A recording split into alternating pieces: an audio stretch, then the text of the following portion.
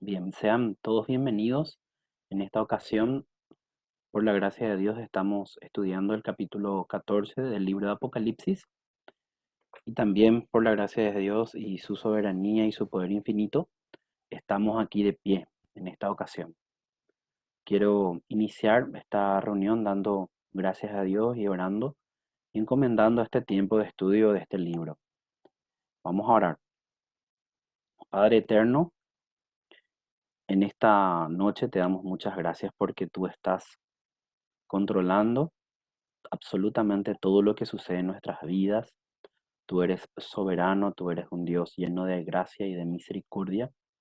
También eres un Dios justo, pero benevolente, que extiendes tu mano misericordiosa sobre tus hijos y nos sustentas día tras día, aún en medio de las luchas, de las adversidades, Señor, de las situaciones a veces que son difíciles, Señor. Nosotros te damos muchas gracias porque tú eres aquel que está a nuestro lado siempre. Bendecimos tu nombre, te exaltamos. Queremos pedirte en esta noche que nos acompañes en esta reunión al abrir este libro. En el nombre de Cristo Jesús. Amén.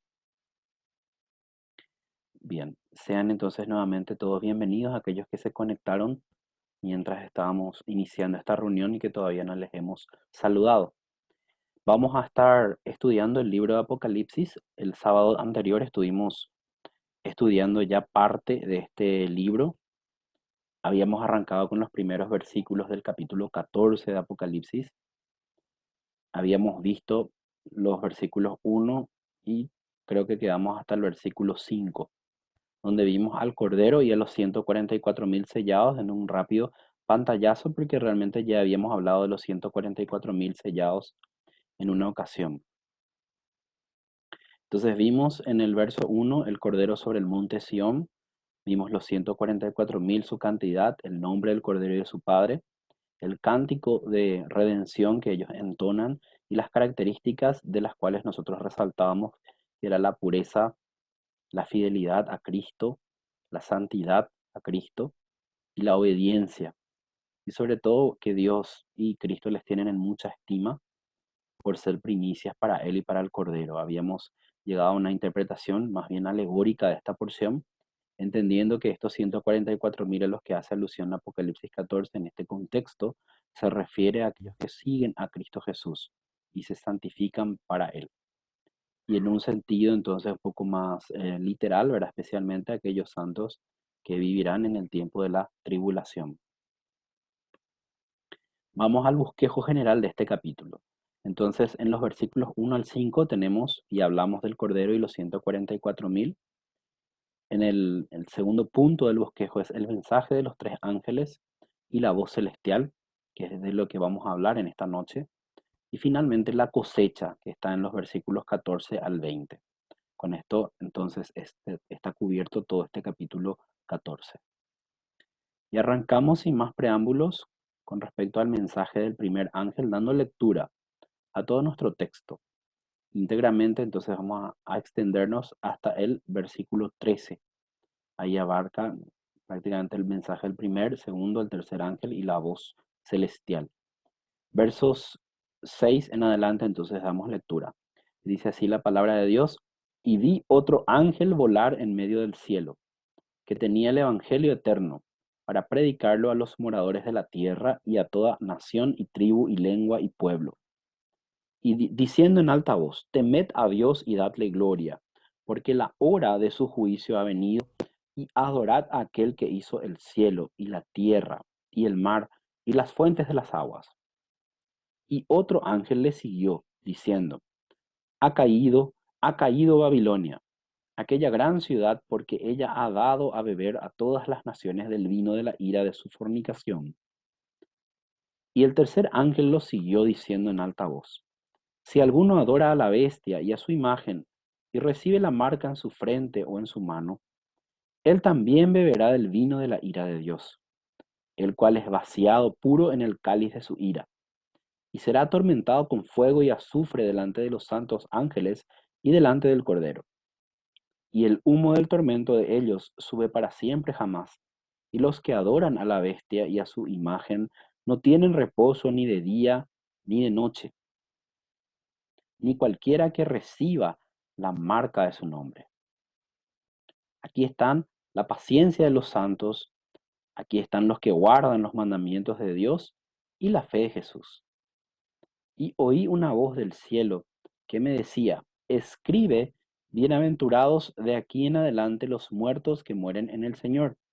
Sí, dice el Espíritu, porque descansan de sus trabajos, pero sus obras con ellos continúan.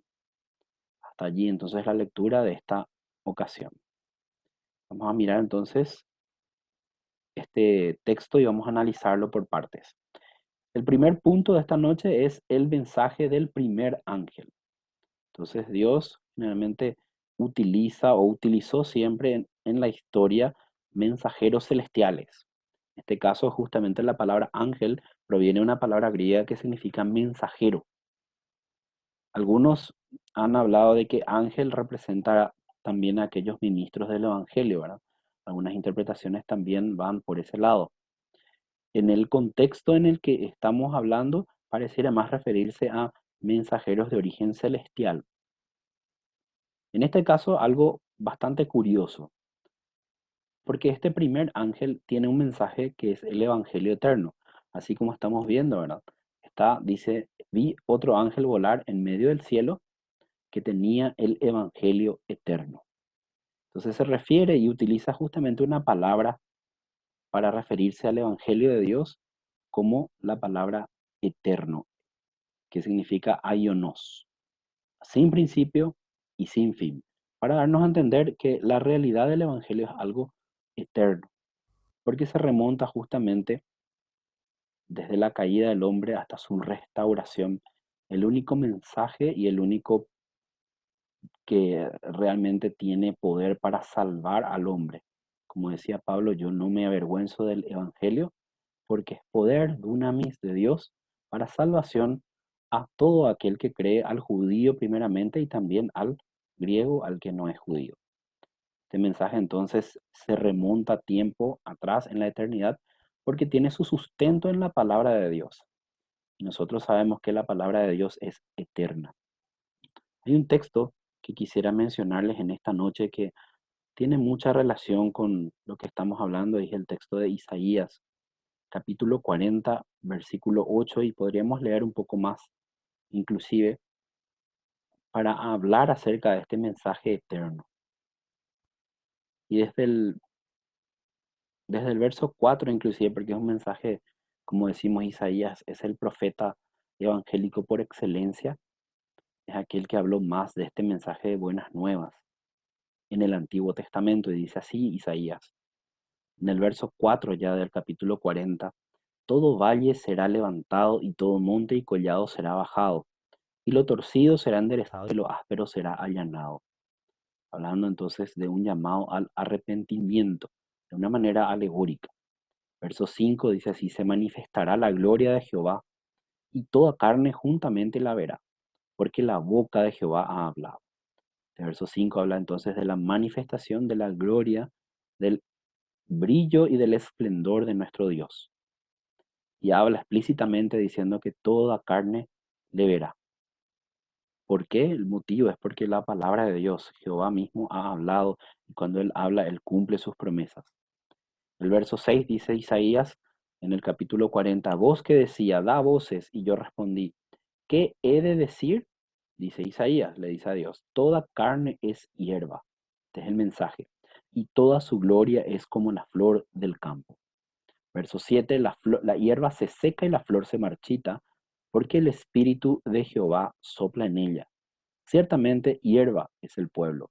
Verso 8, la hierba se seca, la flor se marchita, mas la palabra de Dios, del Dios nuestro, permanece para siempre. Es lo que les refería como el evangelio eterno. Acá nos da un contraste muy marcado entre la fragilidad del ser humano.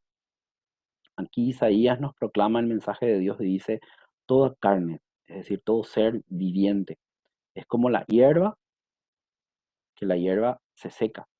Y la gloria de cualquier ser viviente, de un ser humano, por más esplendoroso que sea, por una persona que tenga mucho prestigio, que tenga mucho éxito, que haya sido premiado, que haya sido reconocido por millares y que sea una persona exitosa. Hablamos de su gloria. Pero la gloria del ser humano es finita, tiene final, porque dice toda su gloria es como la flor del campo. Nosotros solemos ver las flores en el campo, flores silvestres, de repente nacen y, y terminan, fenecen, se secan. El verso 7 aclara y dice, la hierba se seca, la flor se marchita, porque el Espíritu de Jehová sopla en ella, es decir, el Espíritu de Dios está activando en toda la creación constantemente. Pero acá nos da una metáfora, en realidad lo que nos quiere decir Isaías es de que la hierba es el pueblo, nosotros, el pueblo de Dios, y cualquier ser humano es como la hierba. También nos secamos, nos marchitamos, fenecemos, perecemos, y aunque tengamos mucha gloria y mucho esplendor y brillo en este mundo, también ese brillo y ese esplendor quedan opacados cuando nos toma el tiempo de la muerte, porque somos seres mortales. Sin embargo, dice una promesa en este verso 8, mas la palabra del Dios nuestro permanece para siempre. Este mensaje de la palabra de Dios sigue siendo un mensaje eterno, vigente. La Biblia por eso no es un libro que tiene fecha de expiración, como algunos dicen o como algunos proclaman, de que es un mensaje antiguo, arcaico, sin actualidad. Realmente la palabra de Dios es algo vigente porque va al meollo de lo que es la realidad del ser humano, su pecaminosidad, la corrupción y la depravación que tiene el ser humano, también el único camino para que el hombre pueda reconciliarse y tener paz con Dios, que es el camino de la cruz y la sangre de Cristo, la fe y el arrepentimiento en el sacrificio vicario de Cristo Jesús. Esto Isaías nos dice, súbete a un monte alto, oh Sión, tú que traes buenas nuevas. Levanta fuertemente tu voz, oh Jerusalén. Tú que traes buenas nuevas, levántala, no temas. Di en las ciudades de Judá, he aquí vuestro Dios, he aquí que el Señor Jehová vendrá con mano fuerte y su brazo señoreará. He aquí que su recompensa viene con él y su obra delante de su rostro. Se proclama nuevamente la venida de Cristo Jesús. Este texto quería mencionarle justamente para hacer alusión a la eternidad del mensaje y de la palabra de Dios, y que también este mensaje del primer ángel proclama en el final de los tiempos, el mensaje del Evangelio eterno. ¿Cuál es la razón de este mensaje? Si nosotros volvemos a nuestro texto de Apocalipsis capítulo 14, versículo 6 dice, otro ángel volar en medio del cielo que tenía el Evangelio eterno, y aquí está la razón, para predicarlo a los moradores de la tierra y a toda nación y tribu y lengua y pueblo. Entonces la finalidad de la proclamación, la finalidad realmente de este evangelio es que sea proclamado a todos los moradores de la tierra, sin ninguna excepción, a toda nación, tribu, lengua y pueblo. Entonces este mensaje de la Biblia nos está refiriendo de que el evangelio va a ser proclamado hasta el confín del mundo, hasta el confín de la tierra, a toda tribu, lengua, nación y pueblo. Y realmente es lo que nos dice cuándo va a venir el fin, cuando este mensaje del evangelio sea predicado hasta el final. Pero este mensaje nos trae una advertencia, una buena nueva, pero que nos trae una advertencia, que dice así el verso 7. Diciendo en alta voz, temed a Dios y dadle gloria, porque la hora de su juicio ha venido, y adorad a aquel que hizo el cielo y la tierra, y el mar y las fuentes de las aguas. Entonces nos da ahí tres razones, tres imperativos. El primero es temer a Dios. Por temer a Dios nosotros hacemos alusión a la palabra reverenciarle, tener temor. La palabra griega es phobos, se traduce también como miedo, pero en el contexto en que estamos leyendo, más bien habla del respeto y la reverencia que se tiene a un ser supremo, soberano. El segundo imperativo es dadle gloria. La palabra gloria es una palabra que realmente proviene, no solo el griego adopta, pero viene del hebreo. Originalmente la palabra gloria es la palabra kabod, que significa peso en el idioma hebreo. Y bueno, los judíos hablaban en esta terminología, especialmente en los salmos. Y cuando lo tradujeron al griego, lo tradujeron con la palabra brillo o esplendor, que es lo que significa en este texto de Apocalipsis. Entonces, darle al Señor, no solamente de manera, digamos, opcional, sino imperativa, la gloria, el brillo, el esplendor que Él realmente se merece. E inclusive nos dice el por qué, la razón de por qué debemos darle la gloria al Señor. Dice, porque la hora de su juicio ha venido, ha llegado, el juicio de Dios. Si nosotros vamos y miramos entonces lo que significa la palabra juicio en el idioma griego, es la palabra crisis, que significa separar, significa también prueba, significa también selección, especialmente entonces concerniente a la justicia y la injusticia, lo correcto y lo incorrecto. Nosotros un día entonces hemos de ver el juicio de Dios sobre la humanidad, y el juicio de Dios nos habla entonces acerca de que Él va a dar a cada uno lo que exactamente le corresponde. Y ha de ser bastante terrible estar delante de un juez que es incorruptible. Muchas veces en nuestro país vemos la injusticia que hay en los tribunales, ¿verdad? En muchos lugares hay gente que debería estar presa y no lo está, muchas veces porque hay recursos económicos, hay soborno de por medio. Entonces es una burda realidad a veces de la justicia, porque la justicia es algo que está referida a uno de los atributos de Dios. Y el atributo de Dios, de su justicia, nos habla de que Él va a dar a cada uno lo que le corresponde exactamente. Y la gente se va a presentar delante de un juez que no admite ningún soborno ni coima. Nadie va a poder querer sobornar a Dios y obtenerlo, sino que va a recibir exactamente lo que se merece. Por eso es un día terrible y temible para aquel que no ha creído en Cristo Jesús, y un día realmente maravilloso para aquel que ha depositado su fe en Cristo Jesús. Realmente, si nosotros no tuviésemos o no estuviésemos cubiertos por la sangre de Cristo y por el sacrificio y los méritos de Cristo, tampoco ninguno de nosotros podría estar de pie delante de ese tribunal para enfrentar a un juez justo como es Dios. El tercer imperativo es el de adorar. Adorar se traduce, bueno, la acción es tocar el suelo con la nariz. La raíz griega es proscuneo, arrodillarse y tocar el rostro, la tierra. ¿Y a quién debemos adorar? Al Creador, o sea, Dios como juez, pero también Dios como creador.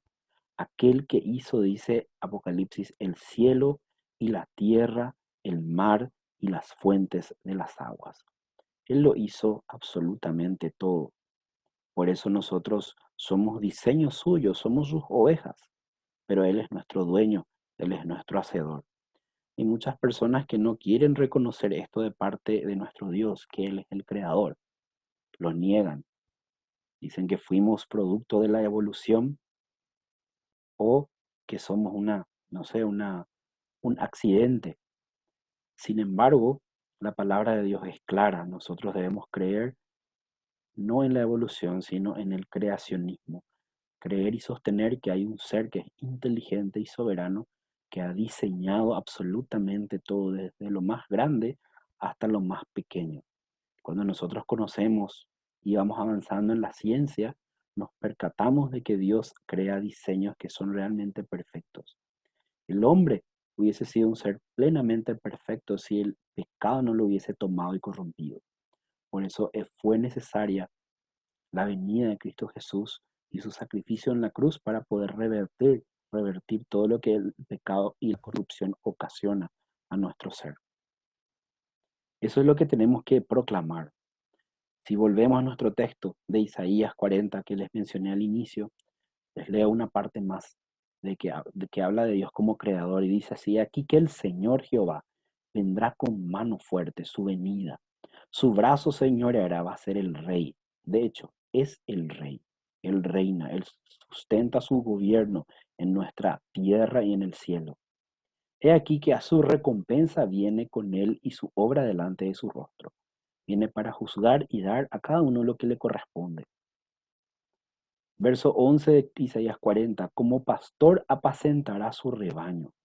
Y nosotros somos parte de este rebaño de Dios. Él es el pastor. La metáfora ahí es de que hay el pastor que cuida de las ovejas y no permite que nadie le dañe, no permite que nada le cause daño. Asimismo, nuestro Dios nos cuida y nos sustenta en esta vida y aún más nos sustentará en la eternidad. Porque esa es la misma metáfora que también Apocalipsis habla al final, en el capítulo 22, cuando dice Él como pastor que guía a su rebaño. Dice, con su brazo recogerá los corderos. No hay nadie que va a estar exceptuado de la protección de Dios que sea parte de su pueblo.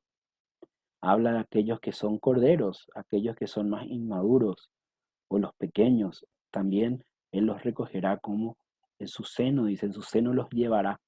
Pastoreará suavemente a las recién paridas. Es decir, Él tiene cuidado absolutamente de todo.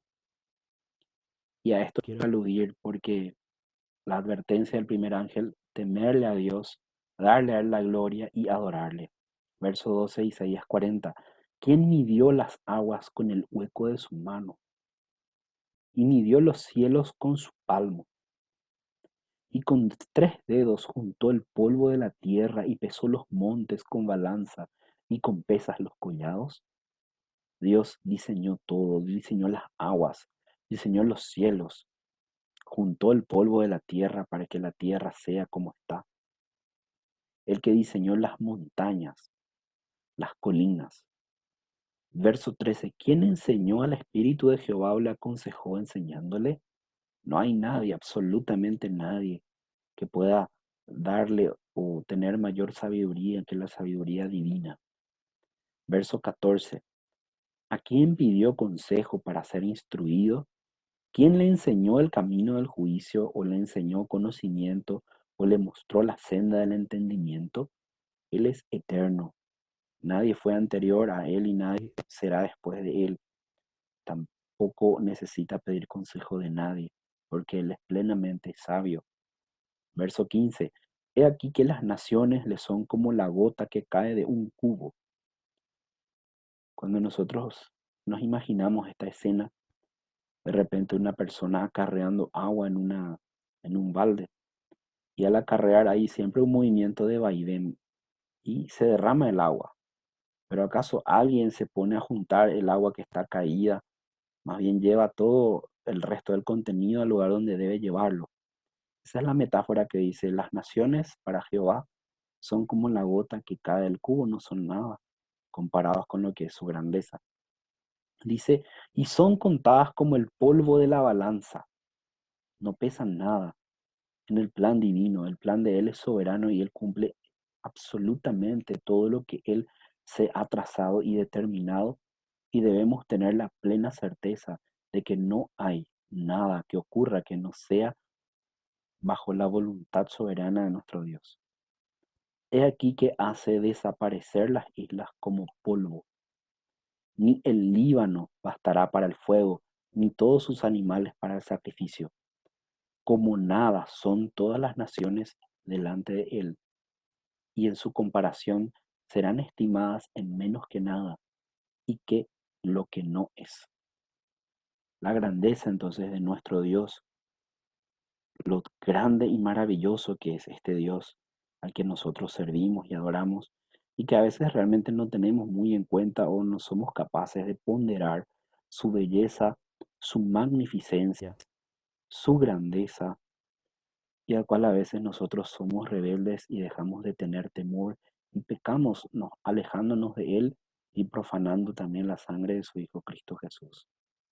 Por eso la advertencia de este Evangelio eterno, temerle a Dios, darle a Él la gloria que Él se merece y adorarle porque Él es dueño absoluto nuestro. Este es el mensaje del primer ángel. El segundo ángel, verso 8. Y otro ángel le siguió, diciendo, ha caído Babilonia, aquella gran ciudad, porque ella ha dado a beber a todas las naciones del vino de la ira de su fornicación. En el segundo ángel lo que proclama en este mensaje es entonces la caída de Babilonia y habla entonces de la tremenda contaminación espiritual que este sistema que Apocalipsis lo denomina Babilonia hizo beber, comparando con una metáfora de un vino que entontece, el vino que realmente quita el entendimiento a las naciones. Su inmoralidad no solo en el aspecto físico, sino también en el aspecto espiritual. ¿Qué es Babilonia? Aquí vemos una representación pictórica de Babilonia siendo destruida. Para que nosotros podamos entender qué representa Babilonia, tenemos que entender de que Babilonia fue una ciudad fundada por un personaje que se llamaba Nimrod. Nimrod era según la descripción de la Biblia, dice vigoroso cazador delante de Jehová. Cuando nosotros leemos eso en la versión Reina Valera, podríamos pensar, bueno, era un gran hombre delante de Dios. Y literalmente representa la rebeldía, el prototipo de un gobernante que funda toda una dinastía y un imperio para oponerse en rebelión a Dios. Eso es lo que representan Nimrod y Babilonia. El significado original es Babel. Babel es Bab, que significa puerta, y él es un sufijo en los idiomas semíticos para referirse a Dios. Puerta de los dioses o puerta de Dios.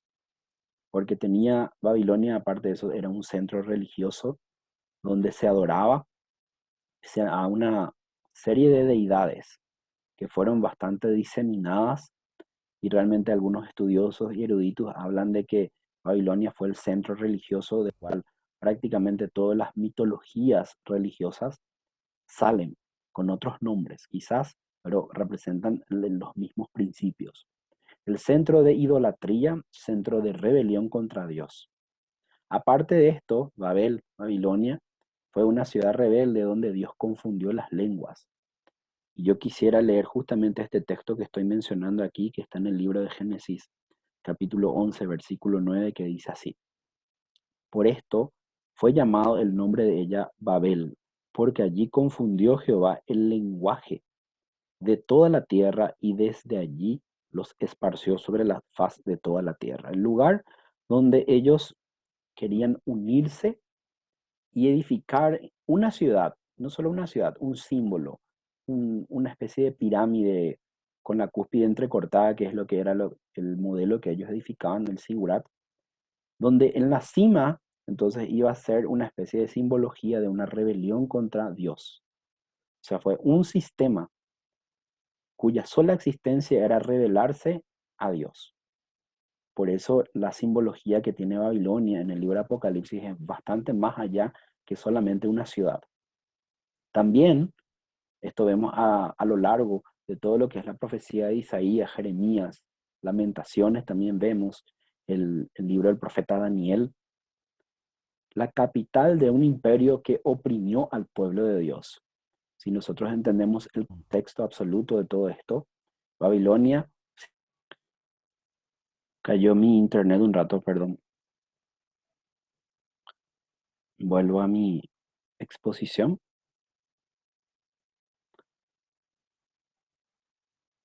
Babilonia, me quedé hablando de Babilonia. Babilonia entonces era un imperio opresor de todo el pueblo de Dios.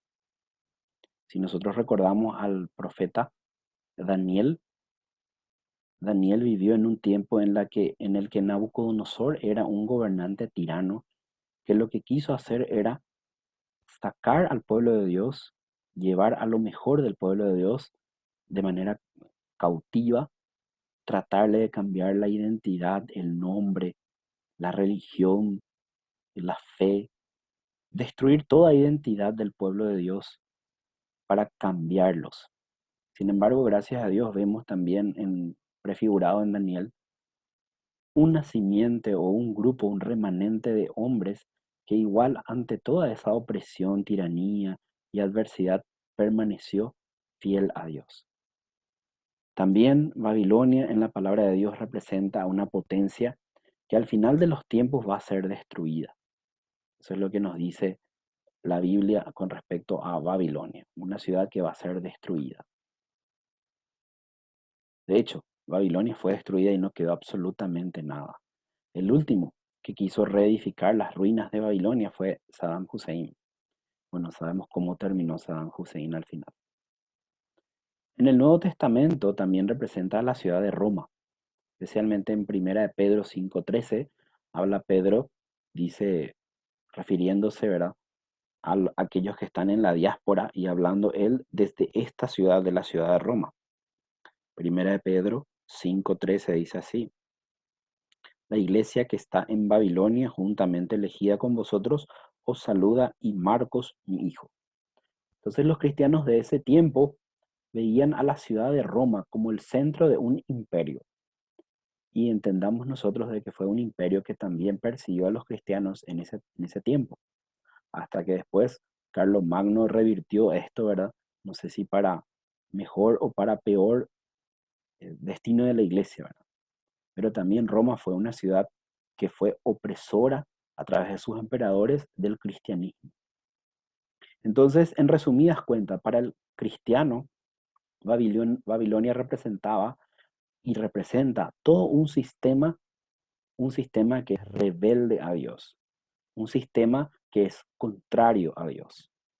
Entonces nosotros vemos prefigurado aquí los gobiernos, todo tipo de gobierno que sea contrario a Dios, que ponga leyes contrarias a Dios, que se opone a la palabra de Dios. Eso es lo que representa Babilonia. Y si volvemos a nuestro punto, el segundo ángel nos habla de que este imperio que es contrario a Dios, o todo este sistema de cosas que es opuesto a Dios, va a tener fin, va a caer, va a ser destruido. Entonces el mensaje del primer ángel era: arrepiéntanse, témanle a Dios, adórenle, denle gloria a Él. El mensaje del segundo ángel es: todo el sistema que es opuesto a Dios va a ser destruido, va a caer, no va a prevalecer. Y vamos al mensaje del tercer ángel.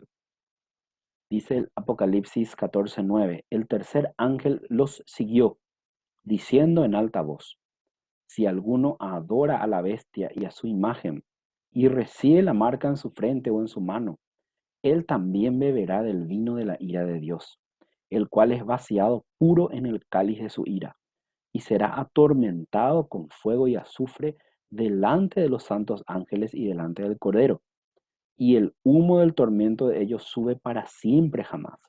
Y los que adoran a la bestia y a su imagen no tienen reposo ni de día ni de noche, ni cualquiera que reciba la marca de su nombre.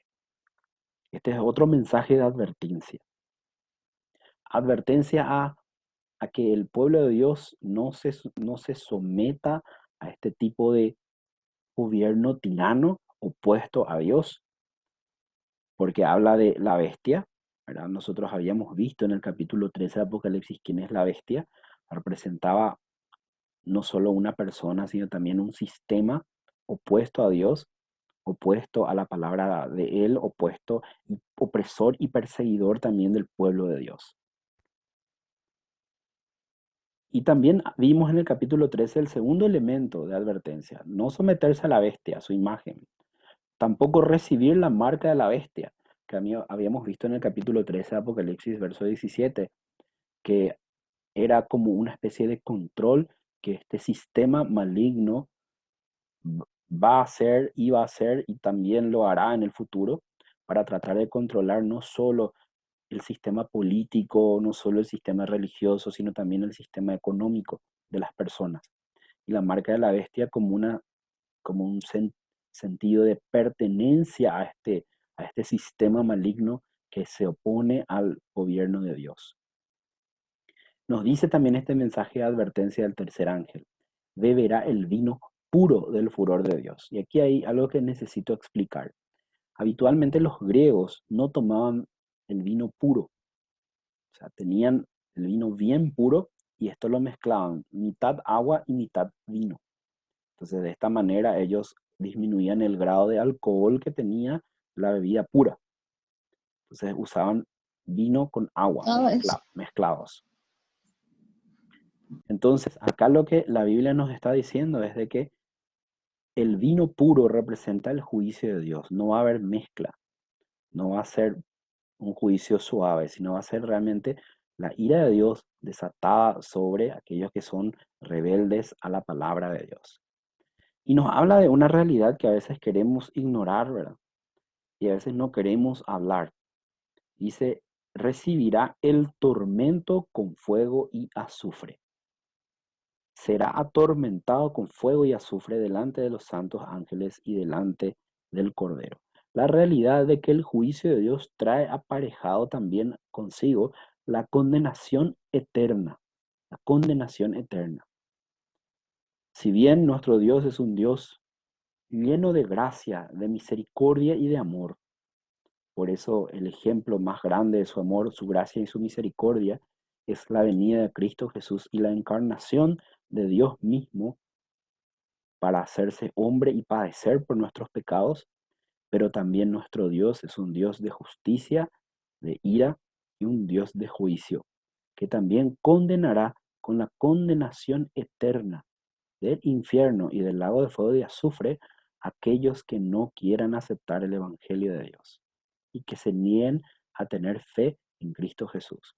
Eso es parte también del mensaje que nosotros predicamos, no solo la gracia, sino también la justicia de Dios.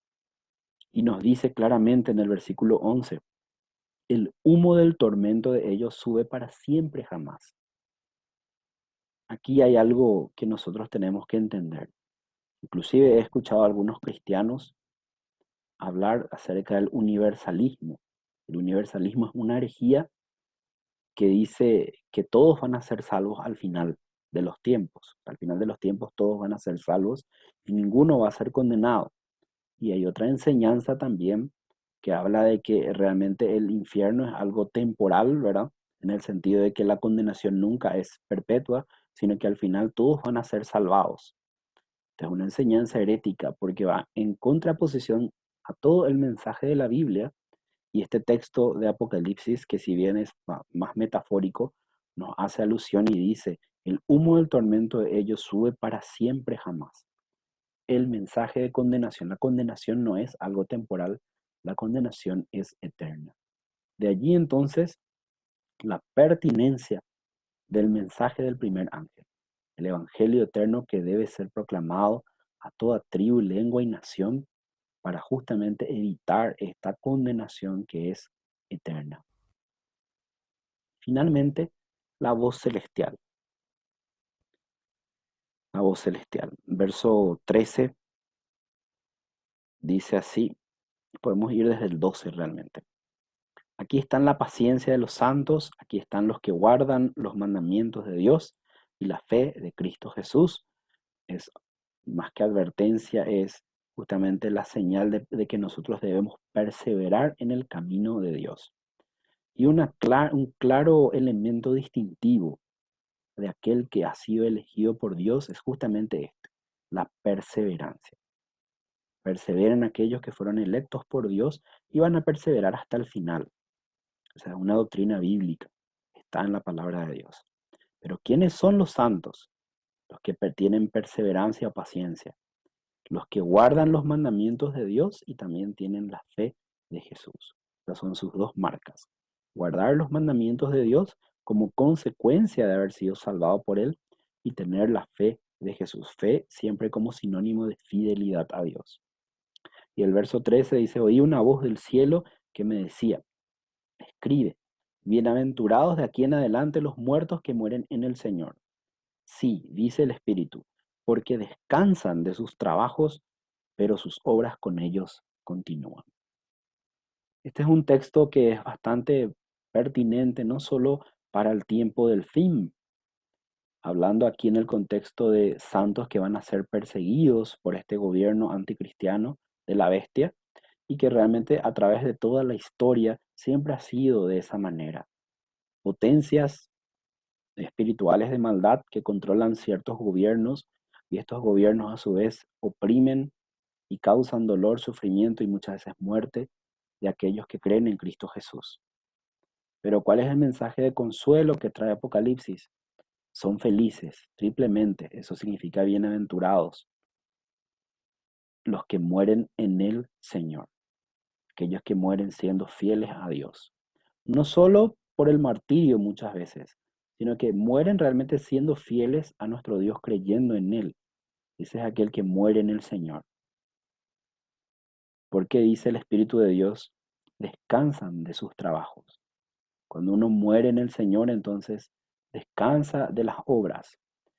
Y es más, de sus trabajos, pero sus obras con ellos continúan. Todo aquello que hemos sembrado, todo aquello que hemos hecho por el Evangelio y por la extensión de este Evangelio a toda tribu, lengua, nación, entonces continúa. Y el fruto a veces de los mensajes que hemos dado o de aquel Evangelio que hemos compartido con alguna persona que no conocía, eso continúa fructificando. Y de esa manera el pueblo de Dios va creciendo. A veces oprimido por los gobiernos, a veces subyugado, a veces amainado, totalmente des- oprimido, pero siempre persistiendo, perseverando en la gracia de Dios y proclamando este mismo evangelio a toda tribu. Y finalmente, este evangelio que es sembrado en el corazón de las personas sigue dando frutos y de esa manera el pueblo de Dios sigue extendiéndose. Esa es la manera que nosotros mismos hemos recibido la fe. ¿Cuántas personas han tenido que padecer persecución? Aquellos que tradujeron la Biblia al idioma español, aquellos misioneros que vinieron de los estados del norte, de Europa, de distintos lugares a compartir el Evangelio en Latinoamérica y que fueron cruelmente perseguidos por aquellos que se consideraban a sí mismos católicos romanos. Y este mensaje sembrado en los corazones de esas personas siguió fructificando y de alguna manera llegó a mi vida, llegó a tu vida y hemos entendido este mensaje del Evangelio. Porque como dijimos al inicio, este Evangelio es un Evangelio eterno. En conclusión, entonces, este mensaje de los tres ángeles y la voz celestial nos llaman en primer lugar a entender de que tenemos en nosotros un evangelio que debemos compartirlo a aquellos que no conocen, predicarlo a todos, la gran comisión de la iglesia. Este mensaje habla de temer a Dios, darle gloria, hablar de que su juicio también está por ser ejecutado y adorarle a Él como creador. Parte de esto es el mensaje del evangelio. El mensaje del segundo ángel que nos habla que aún el sistema más opresivo del pueblo de Dios va a caer al final de la historia. Y el mensaje del tercer ángel, a perseverar fieles a Dios, aún a pesar de la adversidad, aún a pesar de la opresión, aún a pesar de la persecución. Entender de que todos aquellos que son fieles a Dios y que mueren en el Señor, descansan de sus trabajos, pero sus obras siguen o continúan porque siguen dando frutos y resultados.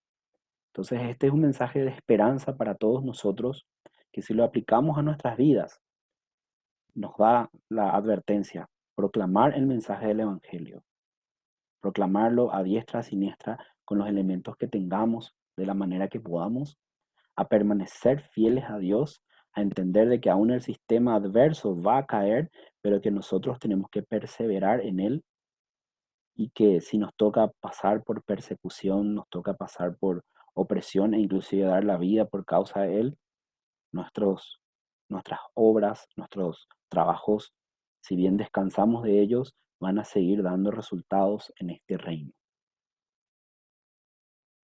De esta manera, entonces, terminamos la presentación de esta noche y de esta manera, entonces, finalizamos este estudio de este capítulo 14 hasta esta porción del libro de Apocalipsis. Dios mediante, la próxima semana vamos a continuar y terminar el capítulo 14 de Apocalipsis. Que la paz de Dios y su misericordia, su cuidado sea sobre cada uno de ustedes. que podamos perseverar en Él aún a pesar de toda adversidad. Oramos en el nombre de Jesús entonces y bendecimos sus vidas. Amén.